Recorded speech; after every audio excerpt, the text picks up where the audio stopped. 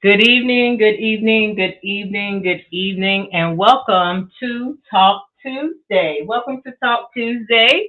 You are here, we are here, and thank you for joining us. We apologize.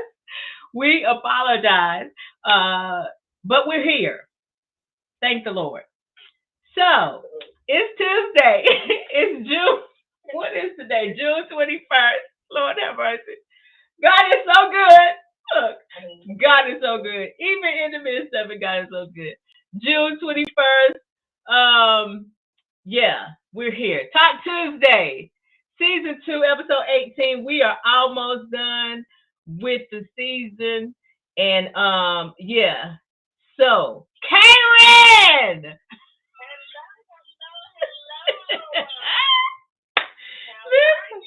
You know that I am some kind of special. I just can't right now.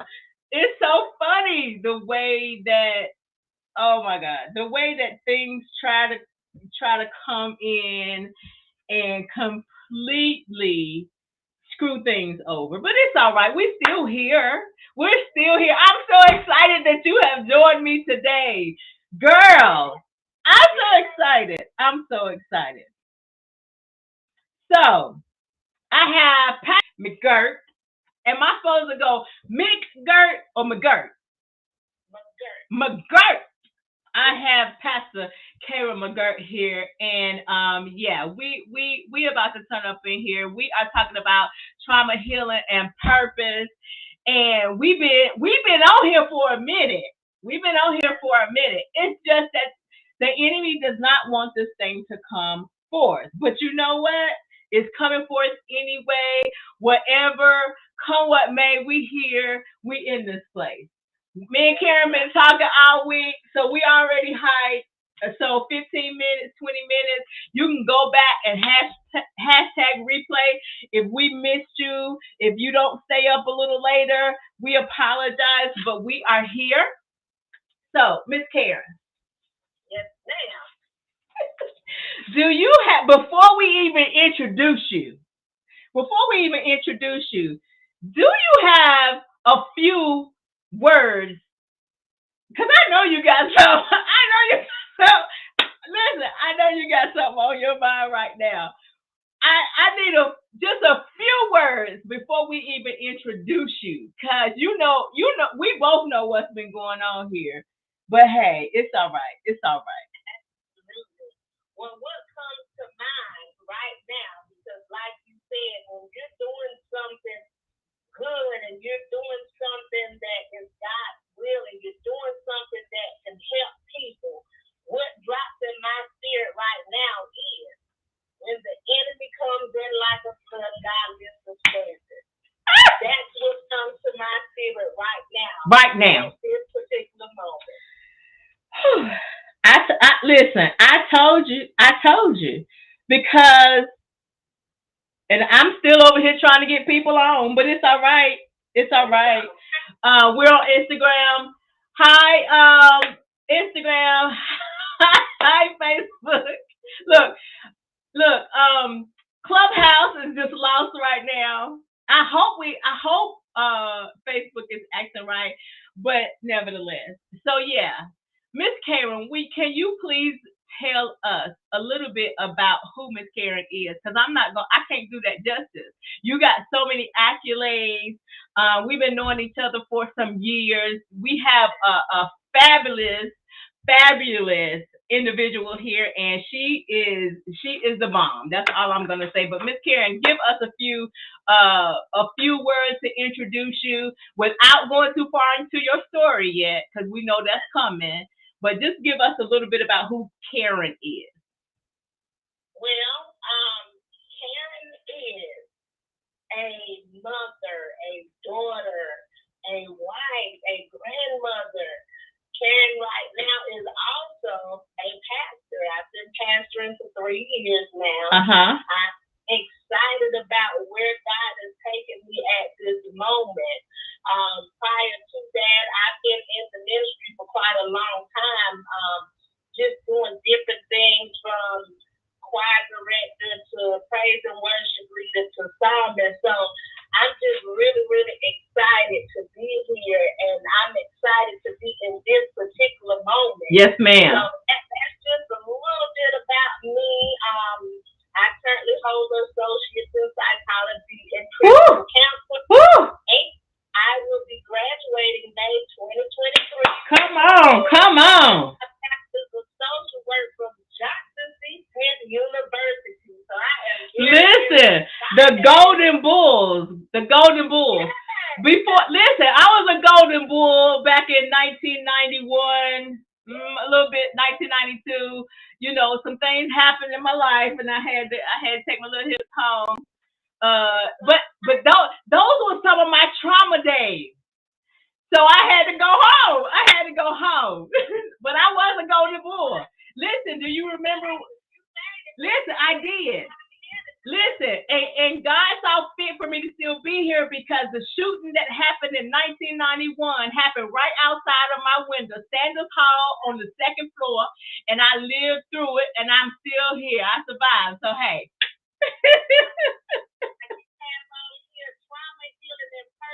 That's right. That's right. That's right. So we're going to get a little bit into your story, Miss Karen, because as you and I talked earlier this week, and there's so much information and so many things that the community, society doesn't talk about, and there's always a stigma surrounding some of the things that both you and I have been through. And so we want to not only bring a light, but bring some awareness, bring some insight to all of those. And I still can't tell. I got so many devices going that's not where they normally are because of those technical difficulties. So I can't tell if we're live on Facebook or not, but I know we're on Instagram. It says we're live on Facebook, but we're going to see. But anyway, Miss Karen, so those issues that, like some of the things that we discussed earlier, we're going to kind of slide right into your story a little bit, and you choose which part of your story you want to share first. But we know what the purpose of you coming here tonight to share your story, and I already know you're going to have to come back because the enemy didn't want you to say anything tonight, Miss Karen. So you're going to have to come back in a couple months when my calendar is clear so you can share some more. And we already know we're going to have some things coming down the pipe and all that good stuff. I'm excited, and I'm probably extra loud tonight because I'm so excited. And I'm laughing because the enemy wants to try to stop. The enemy wants to try to stop, and he not having. But Miss Karen, let me stop talking. I need to mute myself. This is your night. Tell us a little bit about your story. So my story is it's multifaceted. It's a lot, but I'm going to try to compress it tonight. As you said, definitely have me back. I would love to come back and chat with you a little bit more, but I will try to, like I said, compress it real quick and just try to give an overview. And I'm sure my story is very similar to some other young ladies that you talk to, or some that are out here who are afraid to share their story. Mm-hmm. I will say normally I'm a very, very private person. However, there's a season for everything. Oh yeah. And oh yeah. I think that what I went through is now my season to share that so that I can help someone else. Mm-hmm. Because we go through things that not for us, it's for someone else. Right. So this started from the beginning. I was a young mother, 18 years old. I got pregnant in high school, those kind of things. I had my baby. I had a 4-year scholarship to Barbara Scotia at the time, which I turned down because I wanted to be a mother to my child.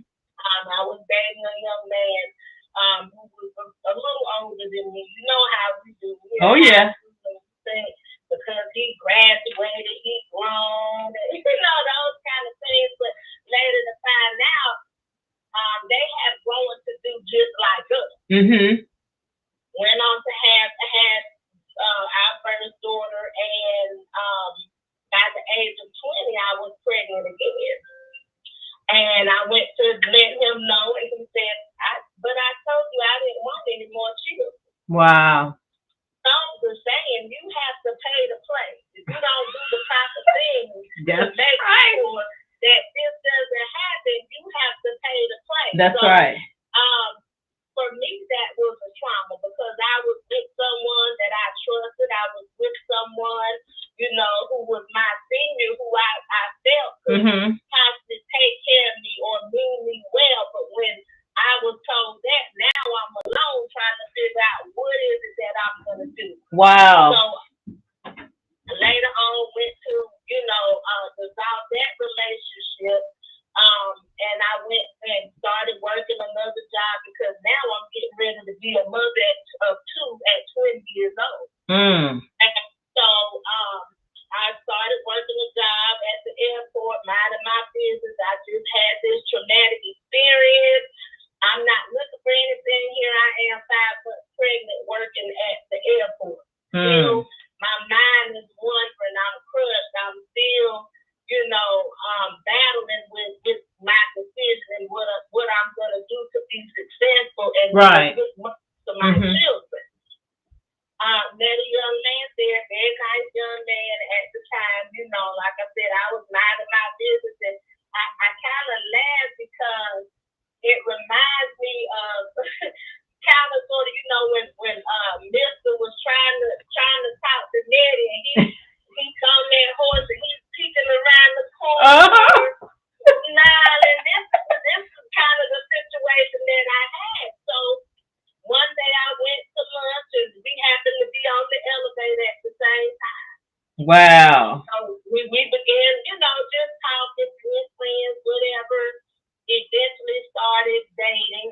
He knew that I was pregnant again. Thought this person with me well because he was there when I had my second child. He was there with my family. While I'm in the hospital getting prepared for a C-section and those kind of things. He was there the entire time. Bonded with the girls and things like that. So we dated about 8 years, and kind of on and off, still young, trying to figure it out. And a lot of times, you have the women that are more serious and want to settle down, and you have the men still trying to figure out who they are.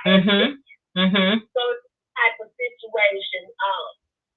We got married and those kind of things. I'm excited because I always knew that I was a wife. You're a wife before you're a wife. Yes, ma'am. You know what I'm saying? You're already prepping and being that wife. So I knew that I knew that I was a wife. I knew I wanted to be a wife, and I knew that I wanted to live as righteous as I could. Because of course that's what we taught, but that's the word. That's right. That's right. So we got married. I was in the hospital for a little bit. Came home. I got excited because we had a son. I always wanted me a son, went through the doctor telling me, no, you can't have a son, you can't have any more children because of this, that, and the third. But I said, I got it right. I'm not having a child out of wedlock. Wow. I got it right. So I'm excited. And of course, when you get married for that first time, you're looking for that to be forever. And so eventually things started looking different, and I'm not understanding why things are looking different. The atmosphere is different, the connection is different, and those kind of things. So I went in to have my son, came home. Again, things are not what they were. And it got to the point where I found out that my husband was cheating.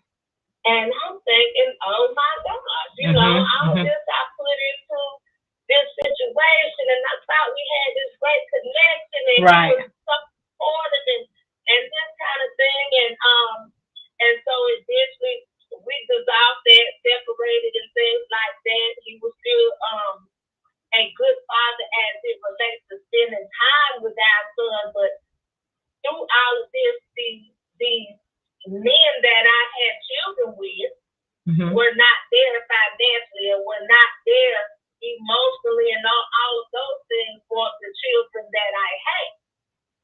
So I'm like, listen, I need to get some help. Let me go down here to child support. We talked many times, and I'm like, hey, I just need the help. If you give me the help, we don't have to go on paper. I get in child support. Let me back up a little bit. He would still come get our son and to take him to spend the night and spend time with him and those kind of things. But it was another little boy that would always go with him. So I'm like, okay, what's going on here? You know, I already knew he was with somebody else, whatever. I'm thinking, okay, well, but why does this little boy come every time you come get my son? So then we go to child support court. This is when I found out they asked a series of questions and they asked him, is there another child in the home? He said yes. That confirmed that this little boy was his as well, who I later found out was 2 weeks older than our son. Okay, I'm sorry. My face just said something, but I apologize. 2 weeks. 2 weeks older. That means our son. That means that 2 weeks before you had your son, he had another son, and you had no idea. Had no idea.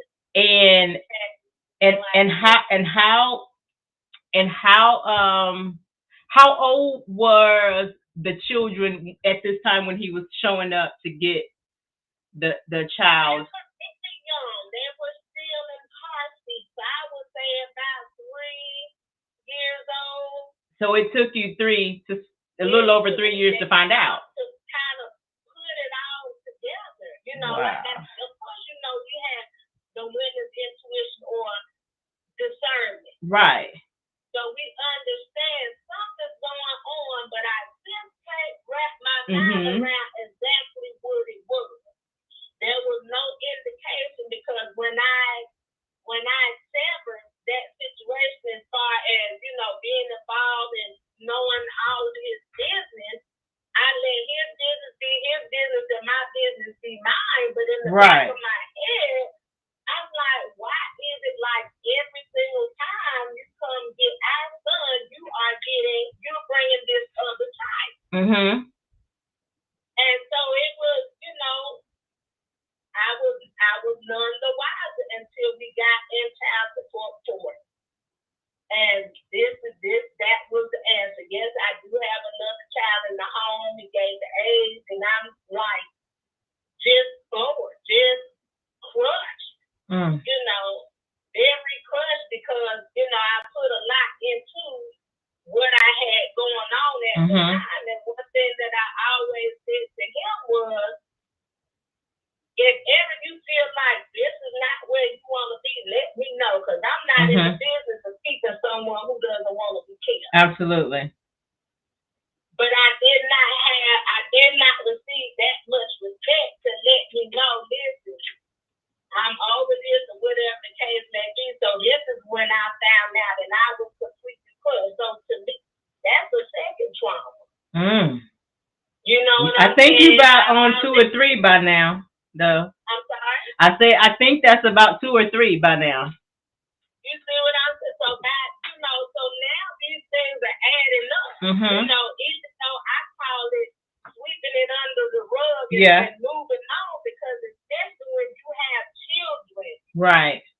You can't allow yourself to get all out of sorts because you still have to be a mother. You sure do.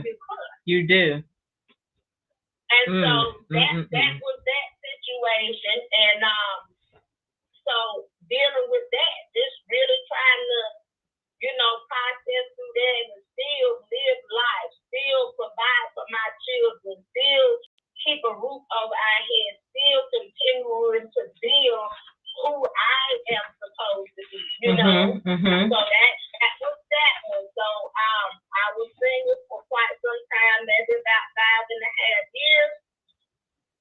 An old fling came back. And I'm thinking, Lord, okay. You know, that thing called lonely do kick in, but you want to put in order. You My know, goodness. I'm like, you know what? I've been single for 5 years. I finally got the divorce, got that other situation out the way. People change, you know. People change.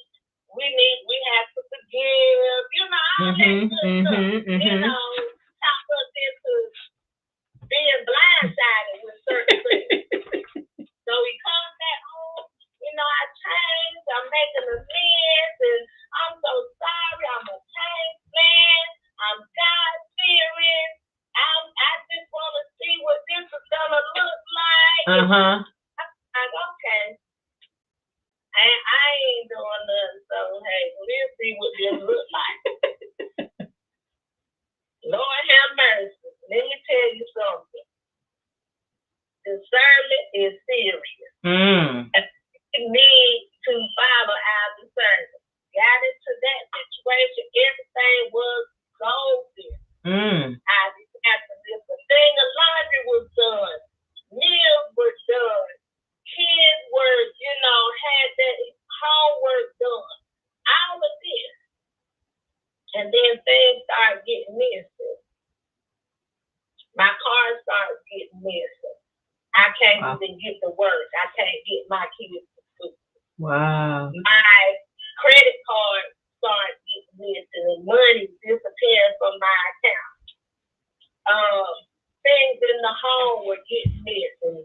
Even down to my son, who's still a little boy, his gaming station is missing. And I'm like, what is happening? The man started getting missing. So a week at a time, and I'm like, oh my! What in the world is going on? Now this is after I said I do. Oh, okay.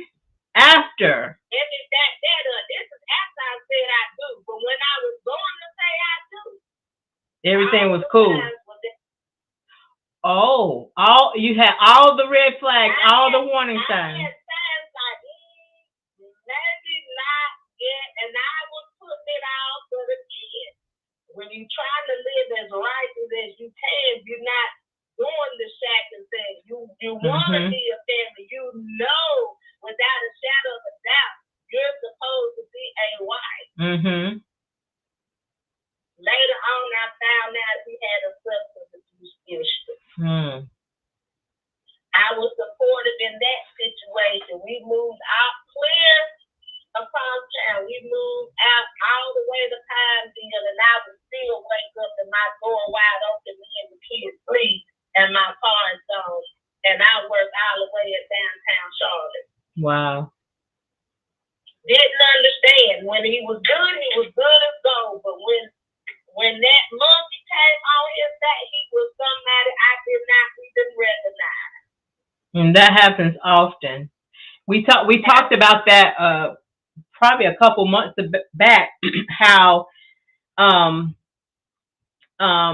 even when you go through traumatic situations, sometimes you turn to those things, whether it be alcohol, whether it be drugs, whether it be whatever, but you try to find an outlet in something else. And I don't know him. I don't know his situation, but maybe there's always a reason why someone chooses. And there's always a root. Yes, there's always a root. I was privy to his record. Okay. And I'll just keep that plain. And I learned from those things why work. Like things like you started using drugs at 12. Wow. Because the older siblings turned you on to it, and the older men in the community, and you started drinking at 9. You know, but me being my life. But truth be told, I started going to church faithfully at the age of 14. Now, I went to church with my auntie. She was always in church. But there was always something inside me to where I wasn't doing a lot of the things that my friends were doing. I wasn't even interested. You know, everybody been clubbing, and I say, okay, girl, I'm going to come, but I'm going to drive at about 12 o'clock. I'm out while everybody else still club hopping. It just wasn't my thing. So I say that to say this. I was green. I had no idea. No knowledge, naive, sheltered, all that good stuff. Yeah, I had not been exposed to these things, so I didn't understand the characteristics. I didn't understand the control. You know, wanting to know where I am and at all times, and I couldn't even go to the restroom without you standing at the door. And I'm like, what in the world is this? So when all those other things came about, I'm confused. So I started researching. I started talking to a friend that, you know, had already experienced it, not with a significant other, but someone in the family. And I started asking questions, and I started educating myself because I need to know what's going on. But one thing I can say, even when we don't pay attention to the signs, the Lord is always giving them to us. I used to do hair out of my home, and I met this lady at an event. She saw I had, you know, how you had the placards on the side of your car, and I was and I went to an event. She called me, and then I was doing hair out of my home, and she came to my home, and she said to me, she said, "Where is he?" I didn't talk to this lady about my personal business. I said, "He's who?" She said, "There's a young, a boyfriend, husband, somebody." And I said, "Well, you know, he's not here. You begin to make excuses for these people because, number one, you embarrassed. You don't want anybody to know that you're going through some stuff. You try to keep that to yourself because you don't want to look crazy." That's right. And I said, "Well, he's not here." She said, "Well, I will tell you this. He would never be able to step foot comfortably in this home ever again." Oh, my. And I'm like, well, this lady comes from so the Lord always said somebody. He said, oh, my goodness. And I promise you, she said, "Before I leave, can I pray with you?" Ooh. And I said, absolutely. We went to praying. And the spirit felt so heavy that my son was there. We were all holding, my son and this lady were holding hands. The spirit felt so heavy, my son loosed our hands and went and laid on the couch and went to sleep. Ooh. But from that day forth, he was never comfortable in the home ever again. And then I started learning to speak to not the individual, but to the spirit. To the so when he came in with certain, you know, all out of sorts, I would look him eye to eye. Come on. That was in him and not to him. And made it go away. It could never be comfortable anymore. It took me about 3.5 years to rid myself of that situation. Wow. I tried to, I did the divorce papers, I did everything. They couldn't sign them, they couldn't get it signed. Everything that could have happened. But when I got rid of that situation, and mind you, I had to do a lot of praying because I allowed myself in this situation when God tried to keep me out of it. So I had to get my pocket. And he allowed me. I promise I just talked about this last. I learned my lesson and I said, okay, Daddy, I am so sorry. And I promise I will listen from now on. So when that came to pass and it was done, I had myself a party. If it was around my birthday. Did you invent the divorce party? Yes, ma'am, maybe. But I sure got in love with it. Oh my God. Oh my God. Too funny. Mm-hmm. I talked about in my questionnaire when you asked some questions, I almost lost me. Ooh. I didn't understand what was going on. I could not freely be who God created me. Oh my God, it's like you were in the room with me last night and you weren't even there. I mean, I dealt with so much chaos, so much confusion, so much heaviness. It's like a burden. So in that, how did you feel afterwards? And what did you learn from this?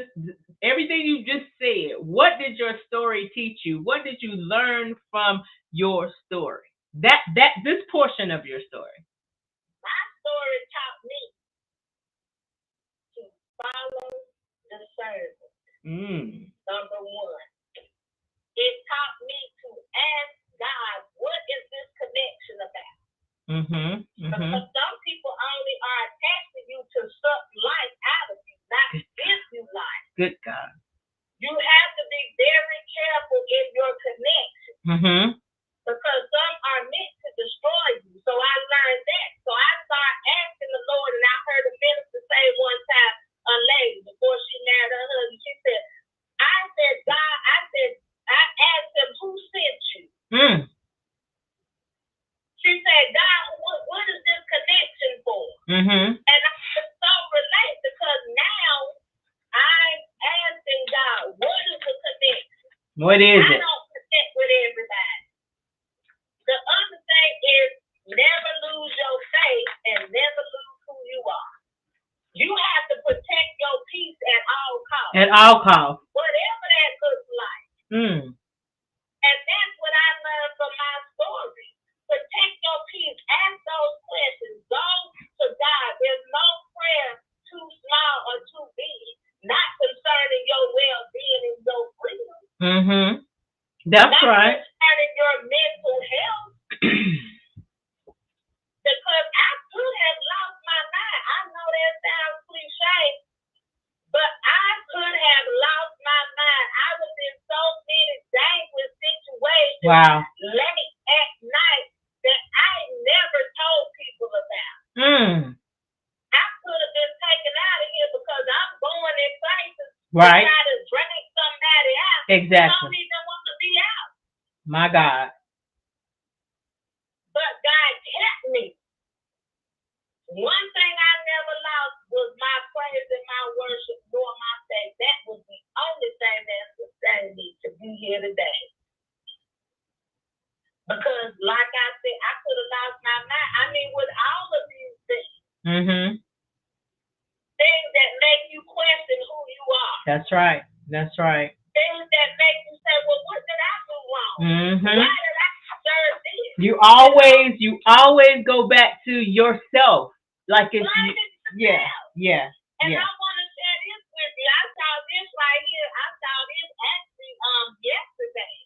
Someone posted, don't take anything personally. A lot of the hurtful things people do has nothing to do with you. That's right. It's all connected with their inner struggle.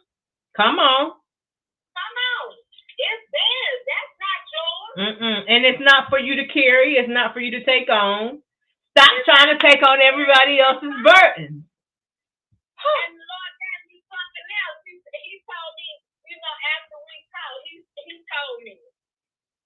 He said, they say what don't kill you makes you stronger, but holding on to past traumas makes you mentally and emotionally incapacitated and sometimes kills you spiritually and physically. Come on. Say that again. Say that again for the people in the back. They say what don't kill you makes you strong, but holding on to past traumas makes you mentally and emotionally incapacitated and sometimes kill you spiritually and physically. Absolutely. I swear you was in the room. I swear you was in the room. Ah. Let me tell you something. I learned the thing now. Yeah. It seems that I think that what happens is and I don't know why this is. I don't know why it is. And I don't think that it's everybody, but I do know, and I hope nobody's making comments because I can't see comments nowhere. I don't see any comments, but it looks like I have about 9 people, 12 people. And if you're making comments, please make them good so I can, because I don't see any comments showing up. But anyway, I don't know why, but it seems like we have to go through so much before we will listen. And my grandmother used to say, I'm gonna be good, because my grandma, she was one of them special grandmothers. I love them grandmothers. I love them grandmothers because they keep it real. They keep it real. They tell you like your TI is, and they love the Lord, but they gonna cuss you a little bit. Listen, just a little bit, because she gonna get her point across. And my grandmother was Big Mama. Big Mama would say to us, "You gonna keep on. You gonna keep on." She said, "Now a hard head, sure enough, makes a hard tail. A soft woman, hard head makes a soft tail. But she didn't say tail. But you gonna keep on, and that bed you making, you gonna have to lay your tail in it too." But it's just like often, and I know we like what we like. We're just experiencing life, and I know even my mom told me this when I went through an experience in high school. It was just like she wasn't recognizing who I was, because I was that sheltered, shy girl. I had friends in high school, and I had brothers and best friends and sisters like that, but I didn't really get real popular to like 11th grade, maybe maybe I think maybe in the 10th grade, 11th grade, and then 12th grade was, how seniors act. We went cut a food. And so at that time, my mom owned her own store. We were balling. She was dating a drug dealer, and we had houses and cars, and I had a car at 16 before I even had driver's license. And it was just like we were wilding. And so I got out there. My mama let me go back, to my hometown and just hang out. We were at the skate ring. We was doing that, because she wasn't so hard on us. But then I got to the point where she gave me rules, and I wanted to be big and bad and break the rules. Wow. So, and I wanted to break the rules because somebody else wanted me to break the rules. And who was who did I want to disappoint? Them or my mama? And at that time, I just, I was defiant. I was defiant for a little bit. And that's why I say a lot of times us as parents, we act like we were never our children's age. We act like we never did anything wrong. We were bad too. Like, so, but if we would have listened, or because I'm sure our parents had that little bit of discernment. Like, I don't think you need to be hanging with them. I think you need, and that's the protective parent, that we have. And we have it with our children, but I wasn't listening. And so some of the things that happened in my life may or may not have been my fault, but if I hadn't put myself in the situation, yes, they're all were divine. They were all part of my destiny. They all got me to right here in the studio today. But if I hadn't put myself in that situation, then they may not have happened. I'm pretty sure they wouldn't have happened. But, we don't know what God's plan is for our life until it all plays out. So I thank God for keeping me.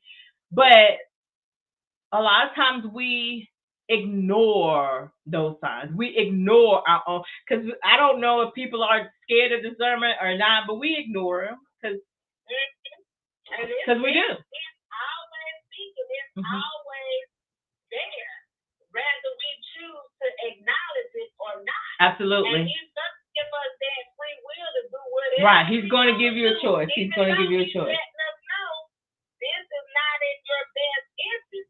So it's up to us. And like you said, even though, some of the things would not have happened had we listened, and we know that we go through things so that we can do like we're doing tonight, which is share with other people. But at the same time, just think of some of the things we could have avoided. That's right. Had we been That's right. avoid. That's right. That's right. I'm so excited. Listen, we got so much left to talk about, and I want to ask you real quick because we are time's up now.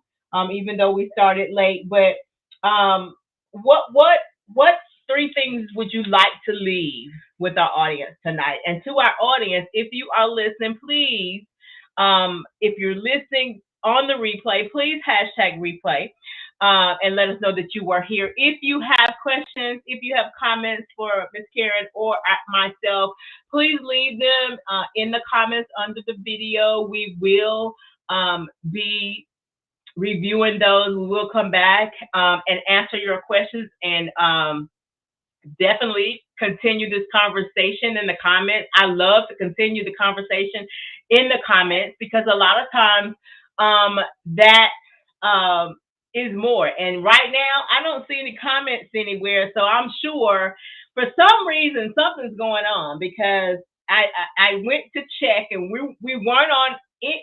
We weren't on either one of my Facebook pages, so I had to share the YouTube video. So it's all right. We'll do a replay on another day. But I think God is setting something up anyway. But give us three things that you'd like to leave our viewers today. And then after that, we want to tell them a little bit about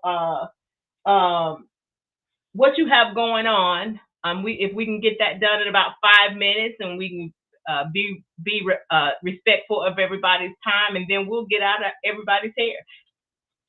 Absolutely. So 3 things that I want to leave is work on you to heal and rebuild yourself before involving yourself in situations that could cause you trauma due to vulnerability. Come on. And lack of self-confidence. That's good. Also, never lose your faith. Never lose your faith, and never allow anyone to steal you from you. Oh, wait. Where my pen at? Never allow anybody to steal you from you. Good God. Okay, go ahead. And and finally, again, like I said, don't lose that faith. Rebuild yourself.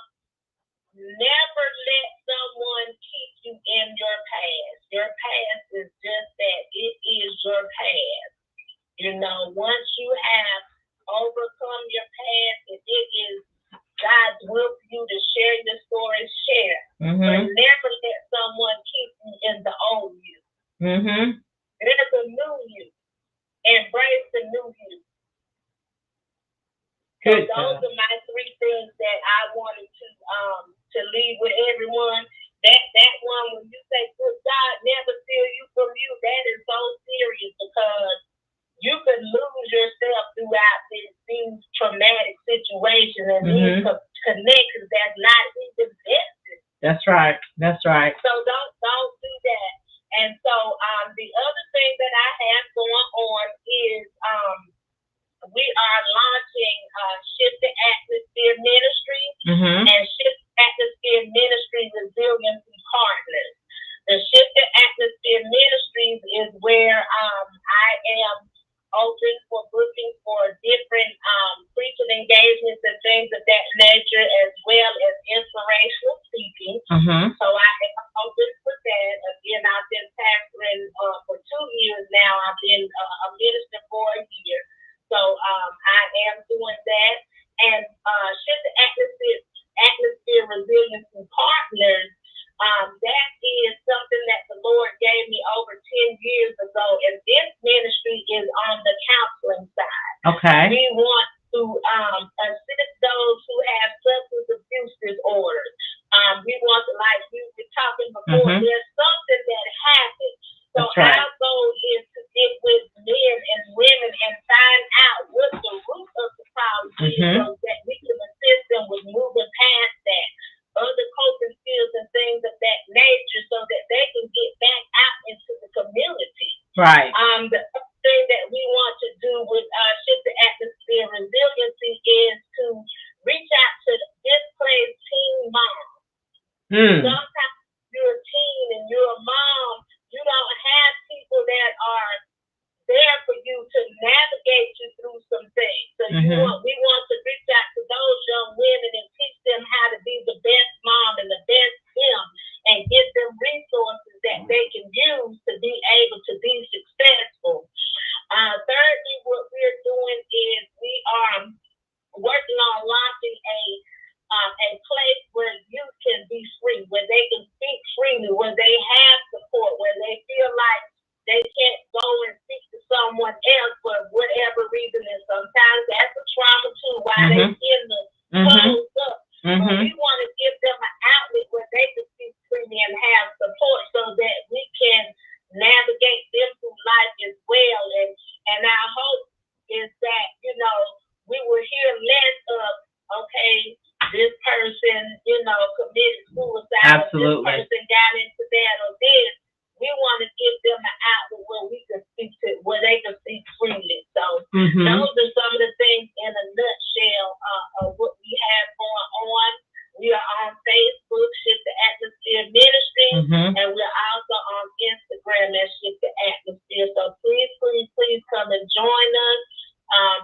Check in there, see what we have going on. If you have any resources or you're interested in connecting with us, please do so. Our email is located there, km.shifttheatmosphere@gmail.com. Absolutely. And what we're going to do is, once I figure out what's going on with this connection with Facebook and everything, we're going to put out a post probably tomorrow or Thursday with all of Miss Karen's contact information, tagging her pages and all of that, so you'll be able to connect with her. And then we're gonna check the schedules in the next couple of days, so we can figure out what day she's coming back. Because we're gonna decipher through what we already talked about, and then we come back for part 2. I have so much I want to share. Yes, ma'am. I'm definitely looking forward. Listen. I have never did a pop-up, but after tonight, I'm thinking, listen, y'all gonna stop messing with my studio over here. Like, listen. This word is going. This word is going forth. This word is going forth. Whatever happens, but this word is going forth regardless. But I thank you so much. I appreciate you. I appreciate your patience. I appreciate all the listeners that are on tonight. All the viewers that tuned in. Now I got to go back and get it, the sound on Clubhouse and try to figure out all the other stuff. But it's going to be in the airways. It'll be on the airways. It'll even be on my website by tomorrow. But thank you, Miss Karen, so much. I look forward to part 2. Again, if you guys want to connect with Miss Karen, she is on Instagram, like she said. And I am the D McGirt, and she's on Facebook as well. So check her out. But if you are viewing the replay, or if you want to check back tomorrow evening, give me about 24 hours, and then I'll get all of her stuff connected, and you'll be able to connect with her. But we'll come back with a part 2 real soon. Thank you for tuning in to Talk Tuesday. It's been magnanimous tonight. I am so grateful. I'm so grateful. Tune in next Tuesday, same bat channel, same bat time, and we'll be back where we'll be talking about healing. Trauma first, then healing, and then purpose. Because we got to get to the bottom of the trauma to get to our healing, and then that healing is going to take us to purpose. All right? You all have a great night, and thank you for tuning in. Good night. Good night.